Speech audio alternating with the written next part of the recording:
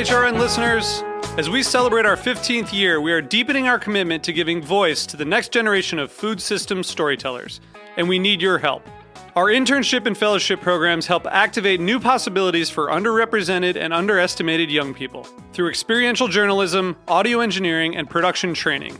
Through these unique programs, HRN helps food equity stewards build essential workforce readiness skills that expand their potential and foster economic mobility. Please consider supporting these critical programs. And with a minimum donation, you can be entered to win a dinner for two at an amazing restaurant in one of 8 cities and tickets to a concert at a great venue in one of those cities. We have incredible partners across the country who have donated, as they also share our passion for helping to educate the next generation of food systems storytellers. Check out heritageradionetwork.org/15 to donate and enter to win today. That's heritageradionetwork.org/15 to donate and enter to win today. And make sure you donate before March 31st. Thank you.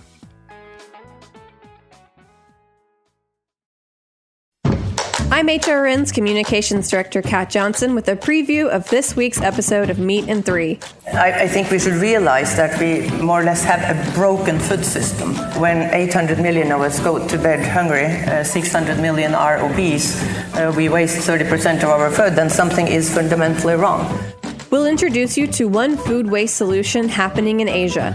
They introduced this system where residents were issued an electronic ID card that would open an automated bin and enable them to weigh the food waste being dropped off, and then they would be charged, in a certain amount of money for the weight of that food. And we'll take a look at some of the real struggles happening closer to home. How is it possible that a meal that was perfectly fine to consume at 10:59 p.m. then becomes waste at 11 p.m. So tune in to this week's Meat and Three on Heritage Radio Network, available wherever you listen to podcasts.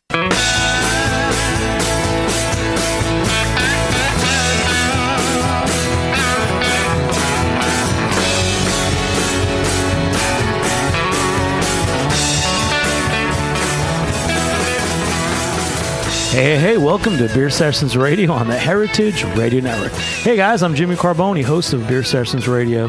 Got a special show today. It's October 23rd, 2018, and we're talking with some of my favorite old school Goodberry Seal beer bar owners in New York City. Let's guys introduce yourselves, because you're my buddies. Kirk Struble, 4th Avenue Pub. Jen Maslank from the Spring Lounge. Bobby Gagnon from the Gate. And the reason we're here is that we've got the brewer from Anchor in San Francisco. Hi, I'm Scott Ungermann, Brewmaster, Anchor Brewing. And he's brought some beers for us to taste from. We're going to taste from Anchor Steam to the new Christmas ale that's going to be released very soon. And I thought it was a good reason to get some of the old school beer bar guys together and get together with an old school beer brand, Bobby, on the way in, you said that you've saved all the handles from how many years of Anchor? You have Anchor Christmas Ale handles? Or? The Anchor Christmas Ale handles the label is unique every year, and the handles were also specific to the label, and I have every handle from 97 to the present. So you've not 2018 yet. You've always had Anchor Christmas on draft? Every year, every season. That's amazing. Awesome. And what about you, Kirk? Do you have any Anchors on draft right now? Yes. I don't hoard tap handles like Bobby does, but I have Anchor Steam currently on draft at 4th Avenue. I think I'm pouring the Porter at Amsterdam Ale House currently. Nice. So 2 of my favorites. And what about you, Jen? I've actually got an Anchor Liberty Ale en route. Wow. All right. Well, that's cool. So, Scott, I just wanted you to know that these guys know your beer, and they're pretty knowledgeable for a New York City beer scene. I think that means we got to do this. Nice. So you've kind of got an order of how you want us to taste your beers. Yeah, I always like to start with Anchor Steam beer. You start with the first, right? This is the original. The story dates back to Gold Rush times when you talk about steam beer in California. But the modern story really starts in 1965 with Fritz Maytag and his reviving the brand that is Anchor Steam and saving the style of beer. Steam beer is a unique style of beer that really only we can make the way we make it. We make a beautiful caramel colored lager beer that's fermented in an open fermenter at warmer temperatures, and it is uniquely Californian just this amazing, unique flavor. And I was wondering about the Anchor Steam, the steam beer. Do you think that's derived from like a Kolsch, or German style, like ale? I don't know that it's Kolsch so much as it's definitely German brewers who came over to San Francisco and started the brewing culture there, and they brought lager yeast with them.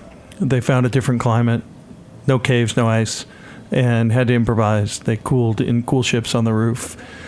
The moniker steam beer stuck. They used indigenous barley, things that were grown out on the West Coast and malted there, and had more caramel malts, more color to the beer, more flavor.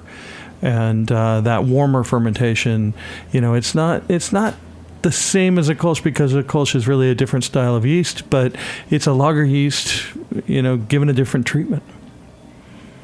It's great, man. I read the Tom McAtelly's book Audacity at Hops, and so I know the story of Anchor and Fritz Maytag, but this is great sitting with you and Anchor Steam, man, Kirk. Yeah, actually, I'm kind of embarrassed to say I'd never been to Anchor until a year ago in November. Of all the brewery trips I've been on, just never was able to make it out there. And what a tour. It was great and very informative. And then at the end, we just drank a bunch of beer. And now you guys have the public taps down the street, which was kind of a cool, place to venture to and just try some of the more kind of esoteric styles that you guys are brewing, and it was very impressive. Yeah, it was a good time. So you came last November? Yeah, I was there last November. Yeah, and that was Public Taps had opened just a year ago.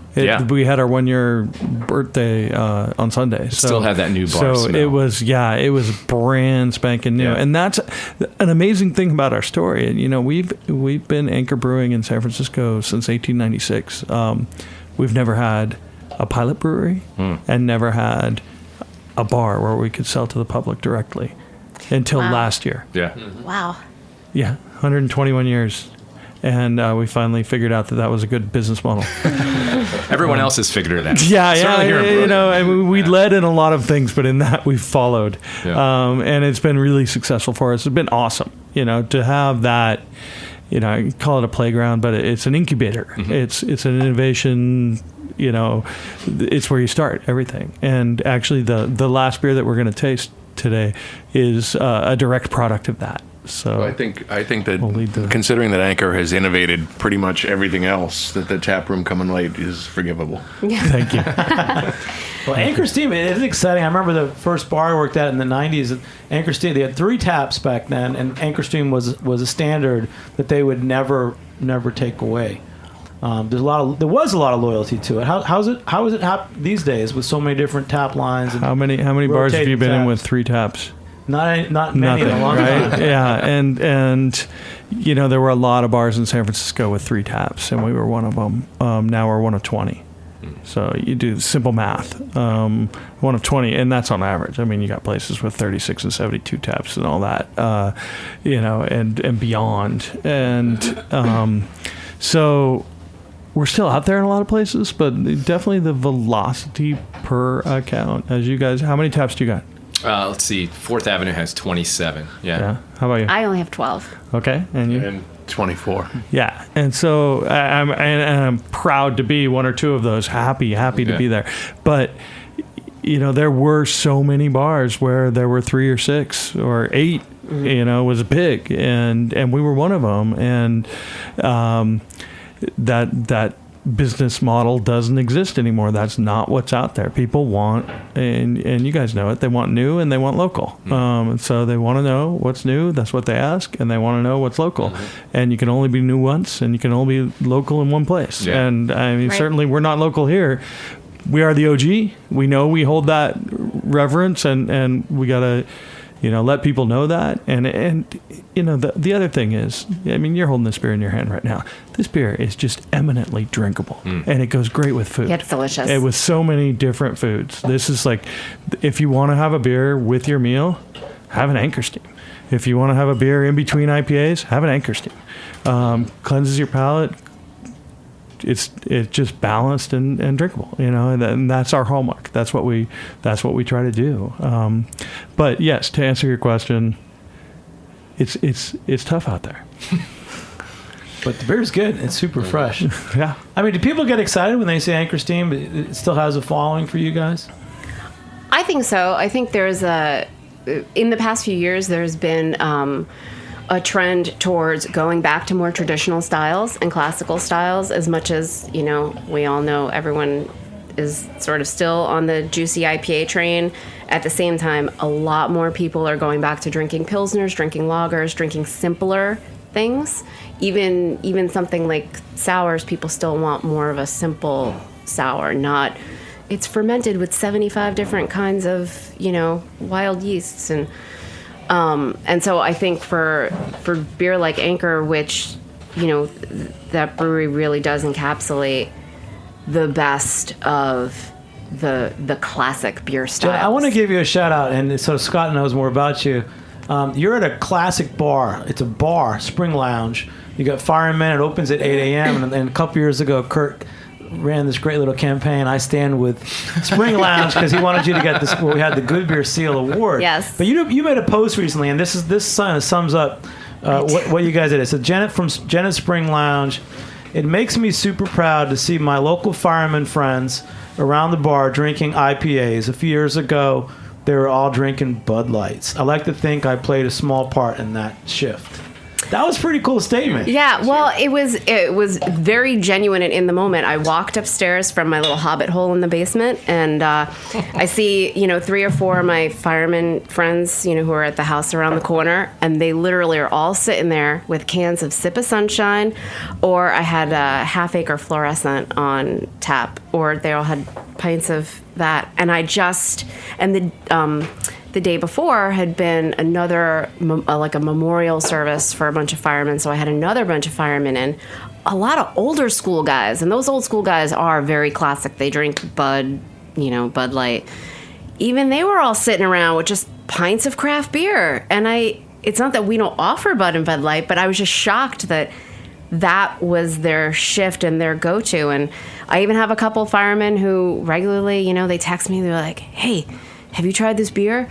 I just had this IPA. It was really amazing, and it's cool. Bobby yells at me for saying this, but I always said we were kind of a crossover bar, and I do like to think. I used to yell at you for saying that. You used to yell at me. I like to think that we open those doors to people who maybe wouldn't, just jump into craft beer. You're a pretty good representation of where the market is now. People are willing to experiment. They really are. People, as long as, for us, for me particularly, when I look at my draft lineup, I try to keep it simple. I'll throw on something esoteric once in a while, but if it's something I'm interested in, if it's a new brewery I'm interested in, but for the most part, what's a good representation of a style? That's why it's funny, when I think about pouring Anchor, most often I'll pour either Porter or Liberty, because I number one just love those two beers so much, but they are just such good classic representations of what those styles should be. Right now when you poured the Anchor Steam, I haven't had it in a long time. A few weeks ago, one of the guests brought on a fest beer, an Oktoberfest beer. Mm-hmm. The same reaction where I was like, wow, this is so refreshing and delicious compared to, it wasn't extreme in any ways. Yeah, it's a nice balanced lager. It's got that caramel malt note, but it's got a bitterness of around 33 IBUs, right? It's enough to know you've got hops in it, but the hops aren't punching you in the nose at all. It's not dry hopped. It's all kettle hopping, all whole cones, all malt. It's an old school classic. And those two beers you just talked about, Porter and Liberty, you realize those are, like, in our history, two of the seminal beers. I mean, Porter was Fritz's first innovation. Mm-hmm. So he bought the brewery in 1965, and they made 2 styles of beer: Anchor Steam, Anchor Steam Dark. Anchor Steam Dark was Anchor Steam with like a black malt extract. He killed that brand. He didn't like it. And then he wanted to make a dark beer that was all his own, and he devised porter in 1972. Imagine that. He bought the brewery in 65. It took him 7 years for his first innovation. And you think about a new brewery today is basically on a one-a-week cycle, definitely. so 7 days. Can't even keep up. Yeah. We just met a guy from Norway, the Hamburger Brewery recently, and he said that even though the names on the label stay the same, every batch of every beer is a different recipe. Yeah, everybody's changing everything all the time. I mean, that's that new that I was talking about, that people crave new, and so you got to bring new. But back then, the interesting thing to me is looking at it through the historical lens of where was America in beer in 1965 and then in 1975 when Liberty Ale came out. That 10-year decade. It was a sea of homogenous lagers, right? They were all, Schmitz and Schlitz and Pabst and Wiedemann's and, it goes on and on. Bud Miller Coors, all that, all just homogenous golden lagers, right? That's what America drank. Fritz made this quirky little beer called Steam Beer out on the West Coast, and when it was time for him to innovate, what did he do? He went the opposite direction from the mainstream. He made a porter in 1972. Crazy. And he went to England to research porters, and there weren't any. They were dead there too. Wow. So he came up with his own uniquely American recipe to make Anchor Porter. And we've been making it the same ever since. It's amazing. And it's You've delicious. kept the same recipes going. Yeah, and Liberty Ale's the same, different story, but the same concept. That 3 years later, when he wanted to innovate again, so 7 years for the first one, 3 more years, 1975, America was all hyped up on the bicentennial coming in 76, and in 75, on April 18th, it was the 200-year anniversary of Paul Revere's Ride. And so that's when he brewed the first Liberty Ale. He was inspired by a British concept. Once again, it's interesting that the Anchor roots, first we start with German brewing roots, but then when Fritz went to innovate, even though he had German background, he went to England. And so porter was an English style. Liberty Ale was a pale ale, a dry hopped British pale ale. Nobody was dry hopping. Not in England. Not in America. I was Fritz just had to invent thinking about that today. That I was like, with dry hopping being, every single keg that you get on your email list is like pop the next double beer. dry hop this, double dry Time to hop pop that. the next one. I was thinking, I was like, Anchor Liberty is the original dry hopped beer, and meanwhile, it doesn't get that recognition that it should for having innovated that way. Yeah, it is truly the first American IPA, even though by today's standards it's certainly not an IPA, but it's a pale ale. But it's a dry hop pale ale, and Fritz had to invent the method of dry hopping. There was no practice. He saw it in books, and he was going, 18th century methods, and that's what he did. So speaking of dry hopping, this year's Christmas ale is actually dry hop. That's the one thing I'll tell you about the recipe, is that we've gone back to dry hopping Christmas ale. We were waiting for this beer. I thought this whole show was going to be about Christmas ale, but it's kind of fun. Here it is. I had to start with steam. You always start with steam. That is our story. Here, pass that over there. There's plenty of it. Well, I will say, there's plenty. It's nice to do a show about kind of like an old school, legacy brand. And Kirk, we didn't hear from you too much. There's some other legacy brands that you keep carrying, and you don't have just one bar. You've got 4th Avenue Pub. You've got 8 bars. We pour Sierra Nevada quite often. That's another one that just comes to mind. It's been around for a while. Speaking of Anchor, just to go back for 2 seconds, when I first moved to New York, it was like 20 years ago, there was a spot on the Upper East Side called the Kin's Ale, and they had Anchor Liberty on draft, and I would always bug my friends, let's go to Kin's Ale, let's go to Kin's. Like, why do you want to keep on going to that bar? I'm like, well, it's the only bar I can get like halfway decent beer at. Like, I know they have Anchor Liberty on draft, I can go there and get that.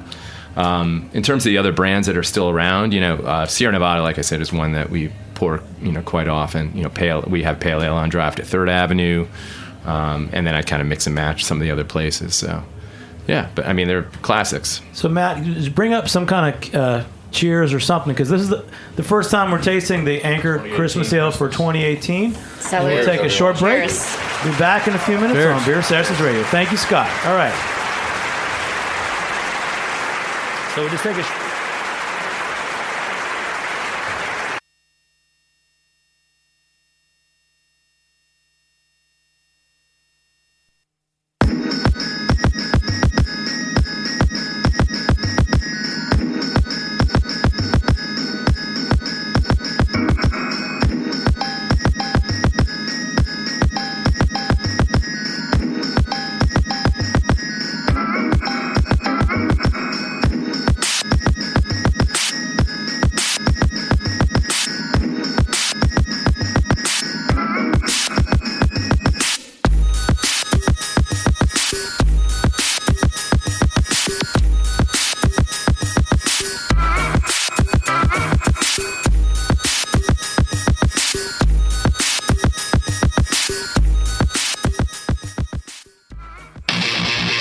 Brandon Hoy, co-owner of Roberta's, a super duper awesome place. Roberta's is a very, very, very, very proud sponsor of the Heritage Radio Network. We're also super awesome. Thank you, Heritage. Hey, welcome back to Beer Sessions Radio on the Heritage Radio Network. Hey, check us out, heritageradionetwork.org. It's a good time to be a member. You can donate at heritageradionetwork.org. So, Scott, from Anchor, we're just poured the Christmas Ale 2018, and it's pretty exciting. Thanks for coming on air with us. Has it been released yet? Or this is like a special we traditionally release the beer on November 1st, so very, very soon it should be available kind of everywhere. Some people do tend to put it out a little early, but our whole thing is let's not talk about Christmas until after Halloween. But there's some history. So like Bobby said that he gets a different tap handle every year. We know there's a different label. The artist is pretty cool. Different trees every year on the label. But is the recipe always changing as well? Yeah. So yes, the first to talk about the art. Jim Stitt is the artist, and their watercolors that are hand done that are put on the labels, and they're super amazing. And it's a different tree every year, and we vary the recipe every year, and it's always a secret recipe. So that's part of kind of the cool mystique about this brand is, and for me, it was super amazing. Like I came to Anchor just 4.5 years ago, but I came from having a deep reverence for Anchor before that. I actually collected these bottles when I was in high school and in college, and it's the few bottles that I saved from my overall bottle collection that my stepmom almost recycled were the Anchor Christmas ales, and I still have them. I brought them back to the brewery when I came there 4.5 years ago. So nice. Christmas ale holds a special place in my heart, and I was introduced to that like right away when I first got there, because we start thinking about it in spring. It takes most of the year to plan and execute. So you can't tell us. There's no secret ingredient you can tell us about. I can tell you like what probably some things that are not in here that may have been in Christmas ales in the past. Like there's definitely no orange flower water in this. There's no frankincense. No myrrh. One of my favorite things to do when I was serving, when I was behind the bar, was when the Christmas ale would come out, was people would ask, especially people who've tried the beer for the first time, what is it? What's in it? And I can't tell you that. I'm sorry. I can't tell you that. Yeah, and that's pretty much our answer is, I could tell you, but I don't. I can't. I'd have to kill you. But it's a closely guarded secret. What we do each year, we definitely have to disclose that to the TTB. So there's ways to find out. And we have to, like when we export it to certain countries, we have to tell them exactly what's in it. So it's not like... If you were a true cyber sleuth, you could figure it out, right? But the interesting thing about the TTB is that you can say that you're using 0 to 5 pounds of any ingredient, so you can put in some things that you're not going to use. And we have to do that because we don't know in formulating it where we're going to end up, because you start in the springtime with a couple of test pilot batches, and then you taste it, and you might take some things out, you might put some things in, and we always have a starting point of last year's Christmas ale. But over the last few years, we've really increased our focus on making sure that the beer ages well, because we know people age this beer and taste it in verticals, and that's a fun thing to do. We do it ourselves. So we've increased the alcohol. I don't know if you noticed that, but over the last couple of years, it went 6.3. It was 5.5 forever. Right. And we went 6.3, 6.5, 6.9 this year. What's the best year you've had? I still like that throwback, like 1986 is the one that strikes me the hardest, because that's like, I first toured the brewery in 1987, and when we tasted the 86 versus 87 back then, that's like the one that had me totally mesmerized by the concept of Christmas ale. And I can tell you that this year's definitely has a nod to 86. It's higher alcohol and it's different ingredients, but there's a nod. A wink and a nod. Is that on the label? A nod?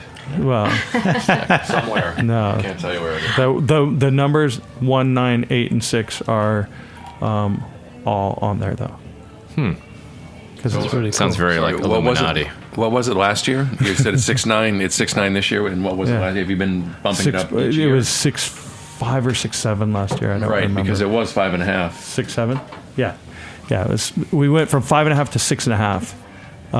In one fell swoop in 2016. We got lucky that Bobby really knows this Anchor Christmas and ale. 2017 After was year after 6.7. year, it's a common question. How strong is this beer? Because the flavor is so full. Yeah. It's and it's surprising to people who've never had it before. What is it? I thought it was going to be strength? stronger anyways, and I like it. This is a great one, actually. Yeah, this is the highest alcohol it's ever been, so it is the strongest it's ever been. But it'll be interesting, really, to taste that vertical this year of 2015, 16, 17, and 18. If you did How those far 4 back years. do you keep?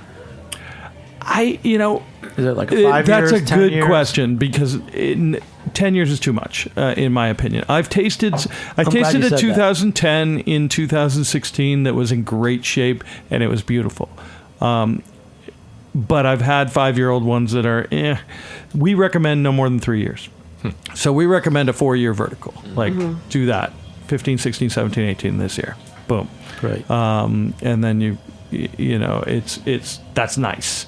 You could throw in the 14 if you wanted to, but it's going to be towards the end of its life. 14 was a real potpourri of spices too, so it's aging interestingly, and there's going to be bottle to bottle variation because of, anytime you age beer, the enemies of beer are heat, light, time, and air, you can control the heat and the light with storing dark and cool. Time you can't control unless you have a time machine. We're working on that. Bobby does. And air. Air is a variability. We have Kirk Struble wants part really of it. good bottling technology, but ultimately a bottle has a crown on it, and that crown lets air in over time, and so aeration, oxidation will happen, and that's the enemy. That's the worst. It's just air and time are the two things. We've had some beers brought by. I found some beers that were in storage that are very, very old. I had a guy bring back the 86, that vaunted 86. Wow. There was a guy who contacted us, and he had found it in his grandfather's basement when he was moving out after his grandfather passed, which is, a sad story. And he's like, I got a case of this beer. I want to bring it by the brewery. Do you guys want to taste it? And it's 86 Christmas ale. And this was in 2016, so it was 30 years old. And I was like, sure, bring it. I know it's going to be terrible, but that was a beer that I still have that bottle, right? And I still have, actually, some of my collection is full bottles that have been sitting, just getting cooked over time. But he brought these back, and they had been stored in a cool, dark place in the basement. And who has a basement in San Francisco, by the way? Nobody. But they tasted like sherry in a glass that had been lined with shoe polish and then left out all night, and then your grandma put her cigarette out in it, and so it had that tar, ash, shoe polish, dirty dishwater, all those things all at once. Amazing. Yeah, Well, the curiosity is super overwhelming, though. Yeah, we drank it. Yeah. All of it. Would you guys ever consider canning Christmas ale? No, maybe. I can't see Christmas ale in a can, but that's an interesting concept. We just put Anchor Steam in a can for the first time this year. Yeah. So it's in a 19.2 ounce can. I Yeah. don't know if you've seen it. It's a freaking beautiful can. It's like this vision of this giant anchor on a can is what I had for that, and we nailed it. Christmas ale in a can. Interesting concept. Jen, you just asked on break, you asked a question about the pilot tap and the tap room. Yeah, so I was having a conversation, thinking about, some of the older breweries who were, innovating decades ago, and, now everything moves so quickly. And I was talking to one of my reps over at Victory, and we were talking about how a lot of the older breweries, you guys, you're so big that in order to, to stay with whatever the trends are that's happening, it's almost so much more is required of you than say a smaller brewery who could just brew a single batch of something. It's like 20 kegs, who cares? They're going to either sell it or pour it at their tap room or whatever. Whereas these bigger breweries that are more iconic, it's, like test marketing and test recipes. And by the time from start to finish, it could take you 6 months or a year to get something out into the market. And by then the trend has moved on. So do you feel like the pilot system and the tap room and stuff like that has allowed you guys to start innovating again in that, kind of reckless way? It definitely helps because we couldn't do that kind of what you call reckless innovation. We couldn't do that. Making 100 barrels is right. 200 kegs. Right. And even one-offs. And we tried some. We did an Oktoberfest a couple of years ago for San Francisco draft only. Made one brew. 220 kegs is what we got out of it. We didn't sell them all. And you got a tight window on Oktoberfest anyway. We sold half of them, and then we bled the rest out. But it got old, and we dumped it. And it's, you don't want that. Yeah. Like you can't innovate that way on a big scale. Yeah. And Scott, do you brew everything on Potrero Hill in San Francisco? Yeah, we have one brewery. Well, we have now the pilot brewery, which is also on Potrero Hill. It's right next door. So, I mean, we have one facility. Well, we're not all that big, but we have a big brew size. Like 100 barrels is a big brew size. Yeah. And Anchor never had a pilot brewery until I got there. Actually, they had already bought the thing before I showed up, and it was like one of my new toys. And we bought a Sabco Brew Magic 10-gallon, like a glorified homebrew kit that cost $5,000 or even more than that, probably. I don't know. Look it up, sabco.com. Quick plug. Yeah. Well, actually, go back to the Christmas sale. Anchor Brewing on the website. There's actually a really great collection of the photos of all the beer labels from the Christmas sales. Yeah. That was pretty neat. I really like seeing that. And we have them in the brewery. We have every Christmas sale ever in a display case. Mm-hmm. Let's pop another beer. I know you brought a couple others. Oh yeah. Well, it leads right into kind of. I don't feel like I fully answered your question, but the tap room and the pilot brewery allows us to innovate and make new things at a much quicker pace. So we're releasing a new beer there every week. And some of them are going to stick, some of them are going to be failures. And they're much smaller sampler size, right? We have a 7-barrel pilot brewery. We had this little 10-gallon thing that we would, develop a Christmas sale on, but we couldn't sell that and get customer feedback. But we got customer feedback now because we have, for the first time ever, an open bar to the public where we brew these new beers. And I've got right here with me, if you could pass me that, the first beer to graduate from that program. So we made a whole bunch of different IPAs. Like, imagine that, but that's what people want. People drink IPAs? Really? People, yeah, they want. And hazy IPAs were kind of all the rage right when we opened, and still kind of are. And so we made a bunch of hazy IPAs, and then we made one that was not so hazy, and we really liked it. And we actually named it Pineapple Express when it came out last spring, because it had this amazing aroma of when you open one of those little cans of pineapple juice. That's what it smelled like. Oh wow! And here you go. Pour that around. That's great. We're gonna sip on this, and then Kirk, we're gonna come back, and you're gonna tell us what people are drinking at your places, because you got 4th Avenue Pub and a few other great bars. So we're gonna take a short break. Be back in a few minutes on Beer Assassins Radio. All right.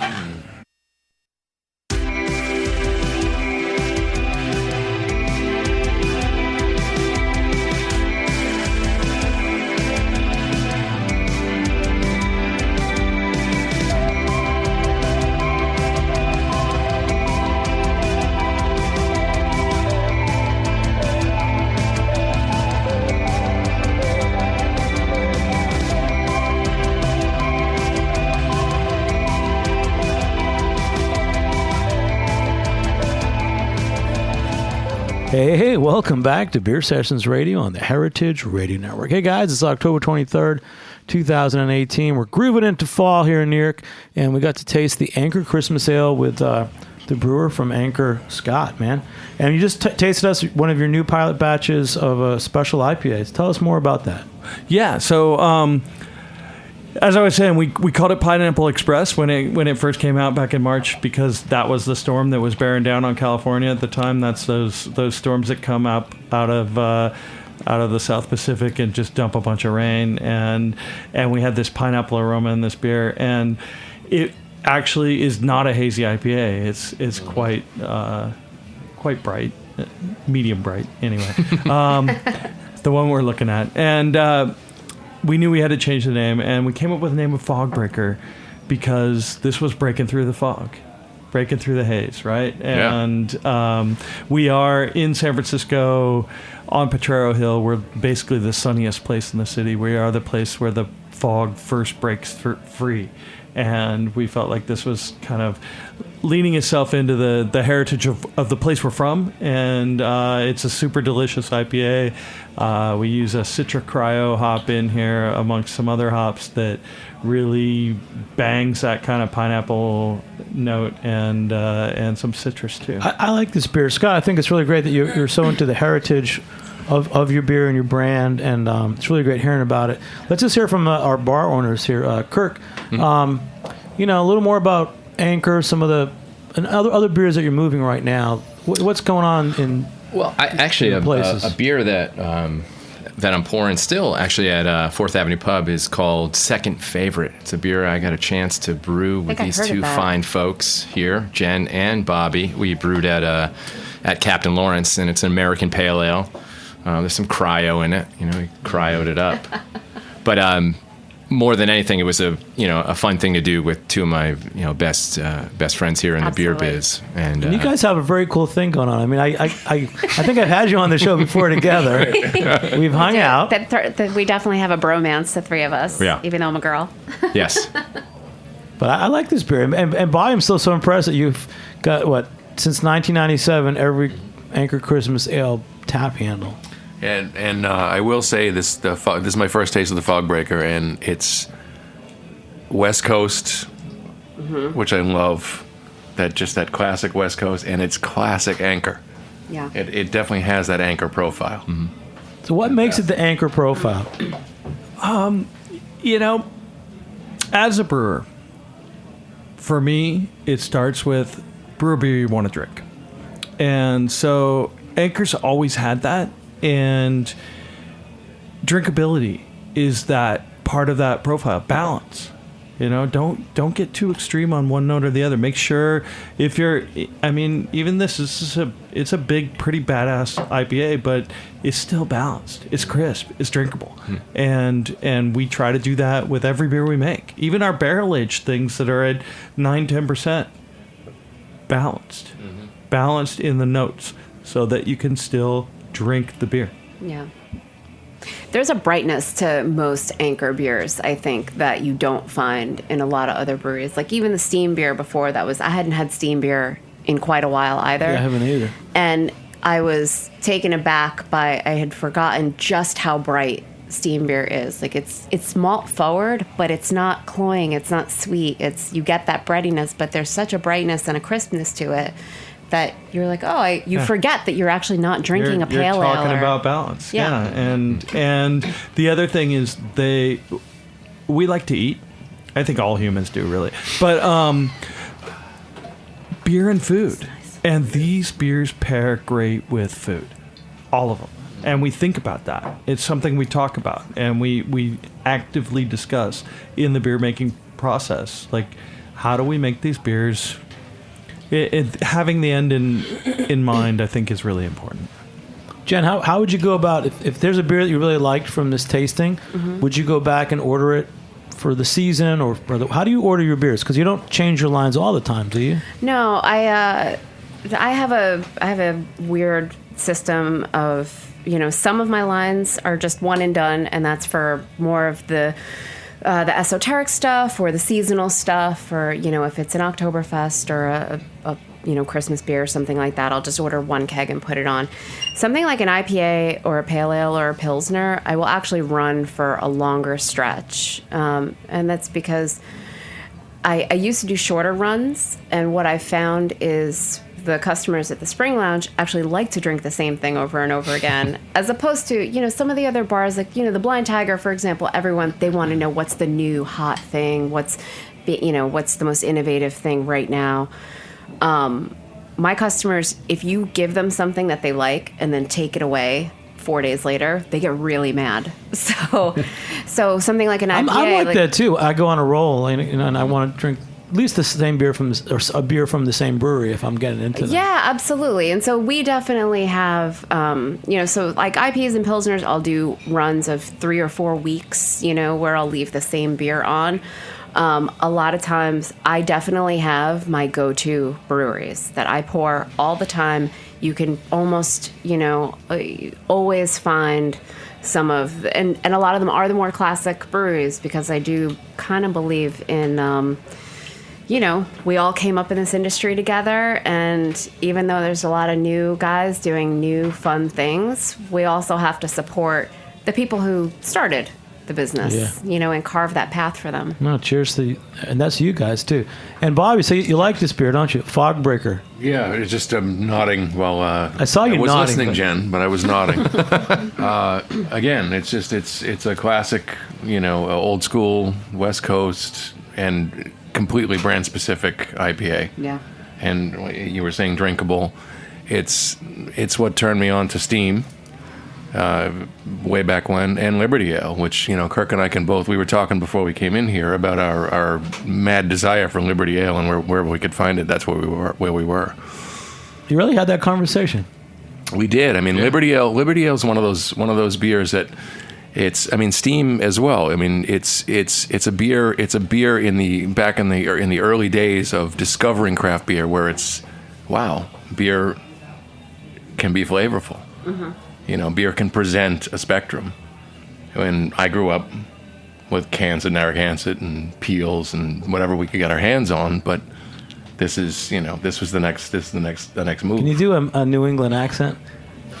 Come on, Bobby. A couple more beers, Jimmy, and I'm in. We'll get you a Massachusetts accent. Start talking Red Sox and I'm in. Anchor Christmas was also that same thing on a lot of levels. Like for me, Anchor Christmas was the first, or one of the first darker beers that I had ever had. That besides Guinness, which I actually I wasn't much of a beer drinker when I was younger, and I didn't really like Guinness. And everyone was like, "Oh, if you don't like Bud, here, have a Guinness." And I didn't like that either. But I remember Sam Smith Tatty Porter and Anchor Christmas were really the first 2 dark beers that I had that I was like, these are interesting. Maybe I like beer after all. And that led me down the road of trying some Belgians. All of a sudden I was drinking Chimay Grand Reserve, and it just opened up a new doorway for me that I don't think anyone of our generation, anyway, I don't think you can have that conversation without Anchor being a part of it on some level. We're a gateway drug. I like hearing your backstory on Fritz Maytag, and it's definitely a story that we could hear a lot more of. So this is the Fog Breaker. Did you bring another beer too? We do have one more in there. We have the Citra Pale, right? Something from the stash. Yeah. You talked about Liberty Ale. We didn't bring Liberty Ale, but Liberty Ale is an important beer in the history of beer making in America, not just in California, but and actually worldwide. Liberty Ale is such an important beer because it introduced dry hopping, right? And because we had Liberty Ale, we never made an IPA until 2013. Mm-hmm. And then we never made another pale ale until this year. And we made a pale ale called the Brewer's Pale Ale. Mm-hmm. And the concept was very simple. Ask the brewers, what do they want to make? And they want to make a beer that they want to drink. And brewers drink all day. That's just what they do. Not not excessively, but they Quality control. Yeah, first beer break is right around 10 a.m. for those guys that come in at 5. And you like that, Bobby? That's Somewhere out there's a 16-year-old planning his career path now. Yeah, exactly. Brewers, but it's bar owners. Too, yeah, right? no, I the get wrong that. And business. so, Like, nah, so I'm in a that beer, business. so a beer that you can drink all day is a concept that brewers have in mind, and we that love called breakfast, Bobby? We love we love Liberty Ale. And we love our IPAs, but we wanted a pale ale that really spoke to the folks, spoke to the people who make it. And they designed a crisp and eminently drinkable pale ale. Dry hopped much more aggressively than our Liberty Ale. And there's another one you can open there. Yeah, it's good. That looked like a small. Scott, stepping back. So the samples that we're tasting, where are they from? Did you bring them from the West Coast? You got them from your distributor? This one is from the brewery. The others are from. This one is from the brewery because it's not even out yet. Because we made Brewer's Pale Ale earlier in the year, and we made it with the Nelson blend. And one of the things about this, the other thing that the brewers wanted to do was rotate the hops because, like you said, you get on a roll with a beer for a while, and then you want something new and you want to change it up. And so the concept with this series of beers is Brewer's Pale Ale and focus on a different hop and create a blend. So we did the Nelson hop blend as our first release, and you may have seen that out there. It came out in February. And now, roughly 6-7 months later, we came out with the next blend, and the next blend is a Citra blend, and so it's bright and citrusy, super crisp and drinkable. It's a daytime crusher. I mean, that's what this beer was made by brewers for beer drinkers. For brewers, really. Yeah. But I mean, Made for crushing. Yeah, and super hop forward in a bright and interesting way. The Nelson one was super, like it spoke Nelson. It wasn't just Nelson. And the Nelson hop, if you're not familiar with it, is Nelson Sauvin, which is the Nelson is a city. It's on the north part of the South Island of New Zealand, and it is in the Marlborough region where they grow all the Sauvignon Blanc grapes for the big Sauvignon Blanc industry down there. And this hop is called Nelson Sauvin because it has those aromatics. It has that grapefruit and all that. Anyway, this is not this beer. This is a Citra blend. And the Citra blend, and Citra is a hop from the American Northwest. And so we went south hemisphere, north hemisphere. The next blend is going to be back down to the southern hemisphere. We're going to do Galaxy. Oh, cool. So we're happy about it. We just got our Galaxy hops in. So Kirk, isn't we're it already cool, thinking about the next cool one. meeting Scott, the brewer from Anchor? Yes. I've waited my whole life for this. No, seriously. No, it's great. I actually met one of your, I think your assistant brewer. Trying to think of his name. Tom Riley's assistant That's brewmaster. Tom. Yep. Tom's amazing. Tom's been at Anchor since 1984. Yeah. He started there. I had lunch with him. Like, we just kind of struck up a conversation at the bar, my girlfriend and I, and then we went to the public taps, and he was there and sat down with him and just, chewed the fat. It was great. Tom grew up on Potrero Hill. Yeah. Wow. His mom worked at the brewery. Wow. He started in production like right out of high school. Wow. Yeah, he didn't tell me all that. He's been at Anchor. He's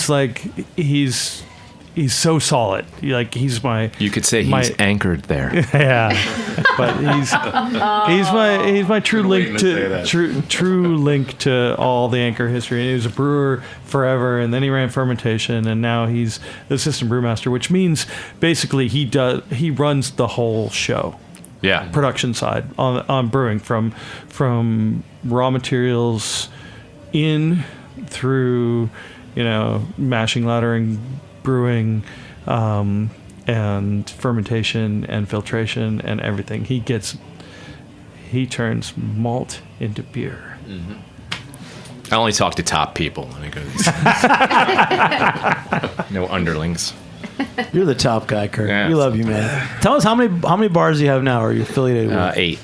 Just tell us, give the run through the names. 4th Avenue Pub, Amsterdam Ale House, 3rd Avenue Ale House. I have a place in Tribeca called 1803. We also have... that takes me back, man. Yeah. Remember that year? The Fulton Grand, the Evergreen, Fine Time, and Union Street Pub. And he remembered them all. Listen to that. Yeah, I mean, I still had to use my hands to count them off. Well, you guys have been legends of the bar scene, and to me, you're special. Good Beer Seal Award-winning bar owners, and thanks for coming on and talking with Scott. Jen, I know you have another question for him because you have some. I always have. Questions. I always have so many questions I because love I'm really questions. fascinated about it. So, what are you excited about? You know, it's the trends come and go. Like Kirk and I were just talking last week about how everyone's moving like so far away from the juicy IPA spectrum that now everyone's brewing brute IPAs, which on the West Coast I know are very big right now. But so with all the trends coming and going, what are you excited about personally with experimenting with? That's interesting that you asked that question because we were just at Fifth Hammer Yes, yeah. before here, Kuzma. They're doing good stuff. and they had a brewed IPA, and it was delicious. Yeah. Shout out to Chris at Fifth Hammer. The brewed IPA, you know, we got really excited about it, and we made a couple, and it's interesting, but they have not been our fastest movers in our particular space, right? And it's a unique crowd. We get maybe half tourists, a lot of neighborhood folks.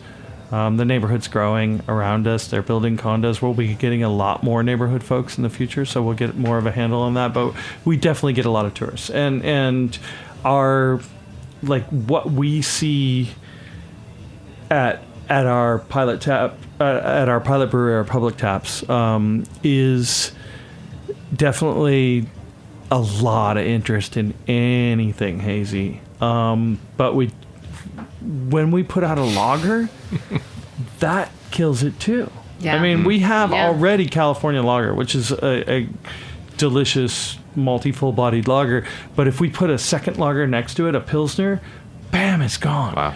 And the Tap House Fest beer that we just put out for Oktoberfest, flying.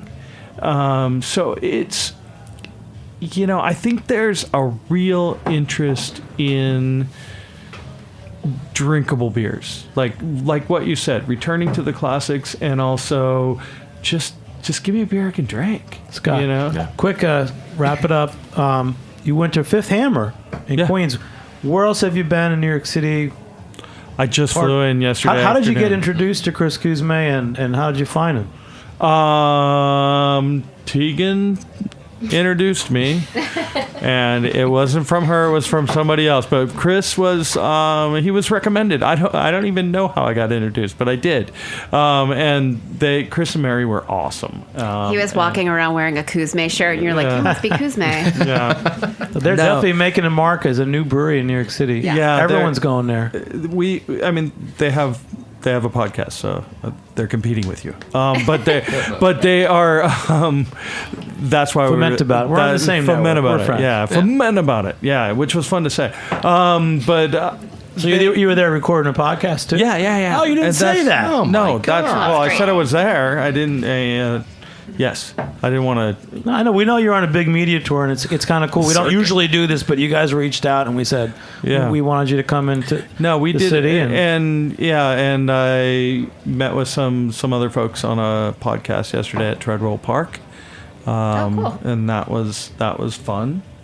I should remember the name of the podcast, but right now, you can we post it on Instagram. You can Anne join in. Was Anne the host? Or no, was it she was John Hall and Augie. It's probably Steal This Beer. So Steal This Beer. That's what it was. They're our buddies too. Our There producer we Justin go. Kennedy produces Steal that too. This So. Beer. We're all I'm friends, glad man. I remembered the name. But yeah. bouncing around town talking to people about beer. Drinking beer and talking about beer is like, I told Tegan earlier today, this is my one and only skill. You're great, man. You're a good talker. And Bobby, anything else you want to say? Yeah, actually, I brought I don't know how much time we have left, but the beer I brought is, I didn't make Kirk's 4th Avenue Pub 12th anniversary. I brought a 2005, a couple of 2005 bottles of Sierra Bigfoot.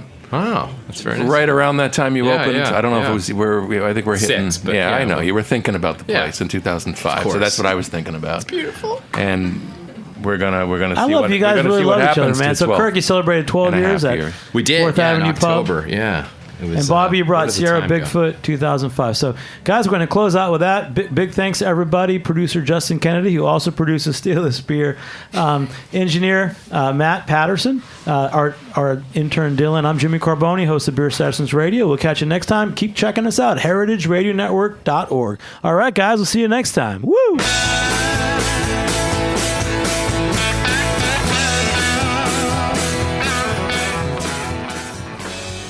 Thanks for listening to Heritage Radio Network, food radio supported by you. For our freshest content and to hear about exclusive events, subscribe to our newsletter. Enter your email at the bottom of our website, heritageradionetwork.org. Connect with us on Facebook, Instagram, and Twitter at heritage_radio. Heritage Radio Network is a nonprofit organization driving conversations to make the world a better, fairer, more delicious place. And we couldn't do it without support from listeners like you. Want to be a part of the food world's most innovative community? Rate the shows you like, tell your friends, and please join our community by becoming a member. Just click on the beating heart at the top right of our homepage. Thanks for listening.